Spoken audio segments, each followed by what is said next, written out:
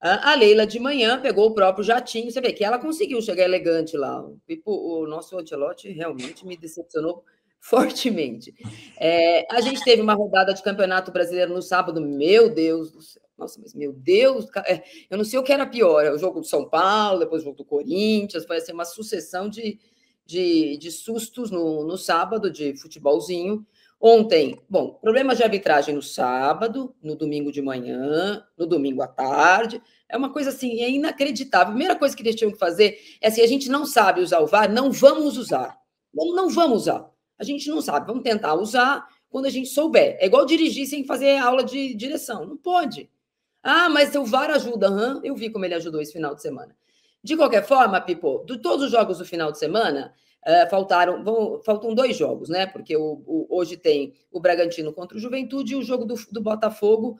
Ele não vai acontecer, vai ficar no meio da data FIFA. Sabe a data FIFA que não pode ter jogo?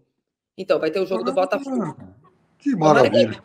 Quero ver se tiver jogador do Botafogo convocado. Botafogo e Ceará ficou para a data FIFA, dia 4, um dia antes da estreia do Ancelotti contra o glorioso Equador. Pipo, então, ia abrir 7, se o Palmeiras vence. 7 do Flamengo. E 8 do Botafogo, do Cruzeiro, eventualmente. Mas não foi isso que aconteceu. Aliás, 5 do Cruzeiro. Por quê?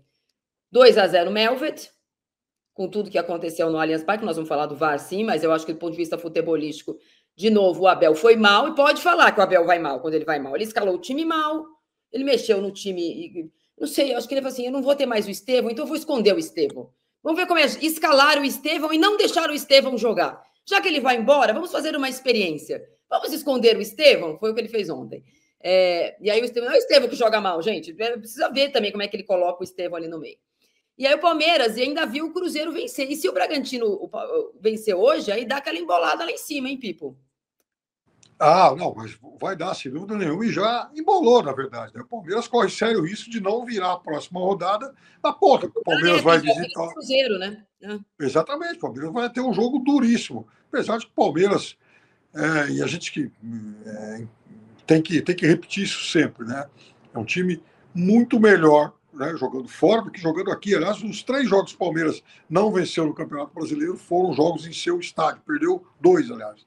Mas eu acho que esse negócio do Estevão, eu falei muito sobre isso ontem à noite, porque, assim, o que acontece com o Estevão é algo que também se repetiu em grande parte do tempo em que o Hendrick ficou aqui, com o Luiz Guilherme, que teve pouquíssima chance, porque assim, eu acho o Abel Ferreira excelente para o mercado brasileiro, marcou a história do Palmeiras, enfim, eu não preciso repetir isso. Mas eu sempre faço essa ressalva, excelente para o mercado brasileiro. Por que isso? Porque eu, há muito tempo, venho falando também que eu acho que aqui no Brasil ele estagnou. Não tem mais boas referências aqui. Futebol jogado aqui no Brasil ele é muito ruim. Do ponto de vista tático, ele é muito mal jogado. Então, se ele quiser algum dia se tornar um técnico de nível internacional, vai ter que ir embora, vai ter que ir para a Europa, se reciclar, começando por um clube médio. Nenhum grandão vai contratar técnico que trabalha aqui no Brasil e na Argentina. Né? Tem que a porta de entrada é o time médio, o time pequeno. Vamos ver se ele topa isso, até porque passaria a ganhar muito menos também. Então, ontem, no caso do Estevão, quando eu vi a escalação, falei, bom, que pode justificar a entrada do Mike, que para mim está errado, é liberar o Estevão para jogar por outros setores e tal.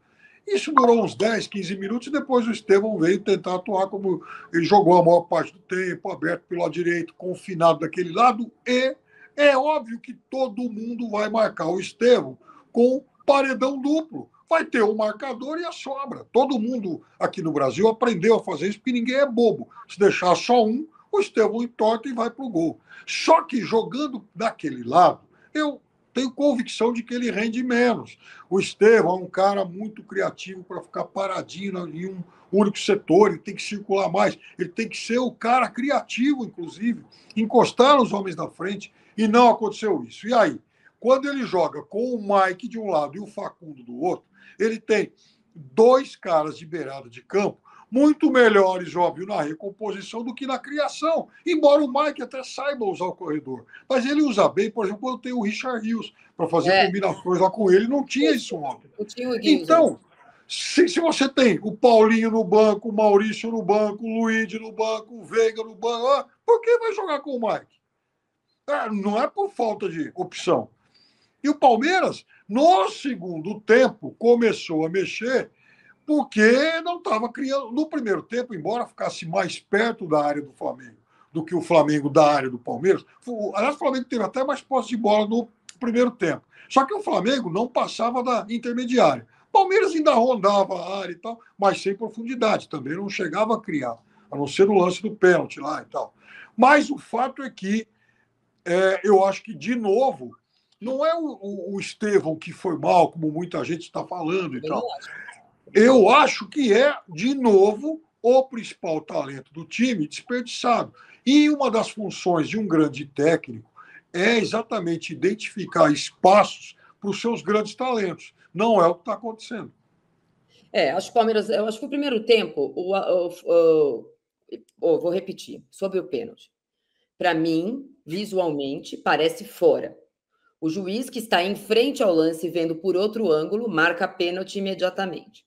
A porcaria, a jossa do VAR, ela só chama se o juiz estiver errado. Não tinha nenhuma câmera que desse certeza ao VAR que o Varela está fora da área. Não tem. Tanto que o xereta do Wagner Hillway, que é o cara que mais gostaria de apitar jogo, mas ele está sempre no VAR, eu tenho o áudio do VAR.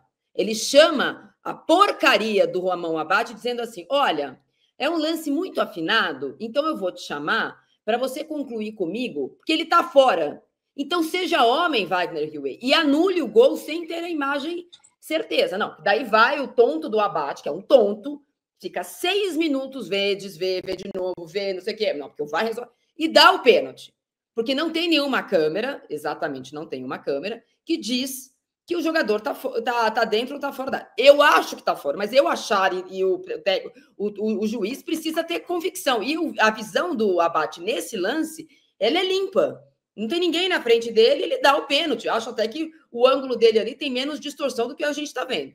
Ok. Aí ele falou: não, olha só, um juiz que ouve no ouvidinho e não faz. Aí o que ele faz no lance do Arrascaeta? O contrário. Ele não dá o pênalti em campo, ele não acha que o abraço do Murilo tem porque abraço não é pênalti. Mas no Brasil então, mas no Brasil está errado. Aí ele acha que não tem intensidade para dar o pênalti. Aí o que faz o Hillway? Não, vem aqui ver, porque ele faz o que o protocolo não deixa fazer. O lance não é definitivo, é subjetivo. O juiz em campo, em velocidade normal, achou que não foi pênalti. Aí o Hillway chama ele assim, ô Abate, vem aqui ver, porque o zagueiro, ele impede, ele fala o que ele quer, impede, assim, assado, e ele puxa a camisa, e então foi pênalti. Ele não pode fazer isso, ele pode achar que foi pênalti. Eu posso achar, vendo 500 vezes que o Murilo foi infantil, que ele tem que ser mais esperto, que de fato ele não disputa a bola. Mas no decorrer da partida, esse tipo de lance é do juiz. Faz 10 dias que a porcaria da comissão de arbitragem, que agora é um conglomerado, um colegiado, chamou as porcarias dos jogadores, do juiz, para falar assim, tá muito ruim, então a gente vai interferir menos. E a partir de agora, a gente não apita mais. A gente já tem que ter revisão, a gente só chama, recomenda a revisão, mas não pode falar o que é para ser revisto. Continua sendo isso. Continua eles falando, eu quero que você venha aqui e veja o que eu estou te falando. Aí o Abate, que tinha sido o cara que tinha mantido a decisão dele no primeiro tempo, tinha sido criticado, porque o Flamengo já estava bravo, porque não sei o que, foi lá e deu o pênalti para o Flamengo. Então, eu acho que... Nana. No primeiro... Assume. No primeiro pênalti, é aí que está o negócio. Eu acho que, para a maioria dos árbitros, é por isso que às vezes eu critico, na maioria dos casos, mais o árbitro do que o VAR. E ontem o VAR também foi mal. Ontem eu concordo contigo. Porque... Comprou uma melancia para esse Wagner Hillway, ele gosta tanto de aparecer. Eu acho ele péssimo, eu acho ele muito ruim. Aliás, ele já não era bom árbitro, porque tem uma coisa, né? Veja, a gente está. Aqui no Brasil, a gente convive no VAR com ex-árbitros que foram ruins. Então, como é que o cara agora vai ficar bom? Eu acho improvável isso. Né? E, agora, Aí tem o lance do primeiro pênalti. Eu concordo plenamente contigo, não é conclusivo. Eu, na hora, inclusive na Jovem Pan, eu falei, eu não marcaria.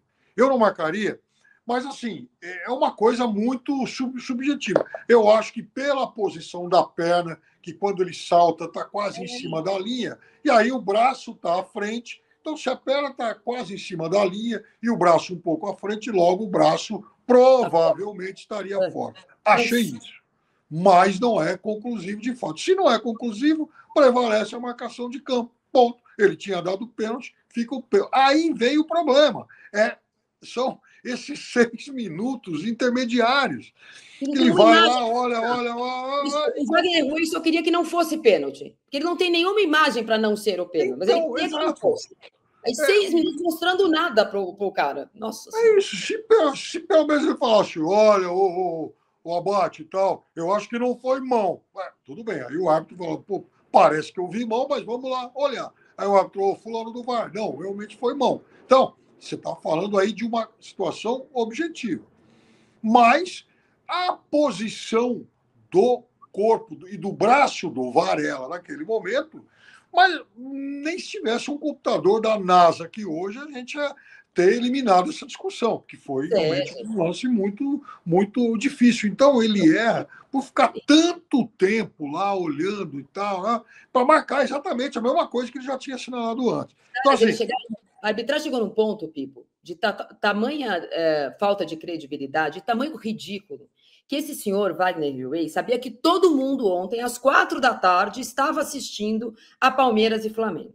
Era o jogo mais esperado e talvez o jogo destacado da rodada para o Brasil inteiro. Todo mundo sabia que o áudio do VAR ia ser ouvido depois, pelo menos nesse recorte, a gente não ouve tudo. E mesmo assim, o cara rasga o protocolo da porcaria, da jossa do VAR, sem nenhuma vergonha. Não pode chamar se não tem a imagem. E se tivesse a imagem, não tem que chamar. É igual impedimento, é só avisar. Não tem que chamar se tem a imagem. O protocolo do VAR diz, em caso de impedimento, e nesse caso, dentro ou fora da área, é só chamar o juiz e falar, foi fora da área. É só isso. Porque a mão é óbvia que bateu na mão. Então, ele rasga o protocolo, acontece isso, e tá tudo bem. Sabe qual que é o próximo jogo importante? Quem vai estar no VAR? Ele, que não sabe qual é o protocolo. O protocolo do VAR é o que ele quer. Eu não quero que seja pênalti agora. Vamos dar um jeito de chamar o juiz aqui e mostra uma imagem, mostra. E dá para ver que não dá para ver nada na imagem. É inacreditável isso. E aí que está o negócio. Então, por exemplo, aí o pênalti no Arrascaeta que ele marcou. Isso eu reconheço, li e ouvi uma série, mas pelo menos umas 12 avaliações sobre isso ontem. E eu vi, por exemplo, comentaristas de arbitragem e, enfim, jornalistas opinando e dizendo que não foi pênalti, um absurdo, tal.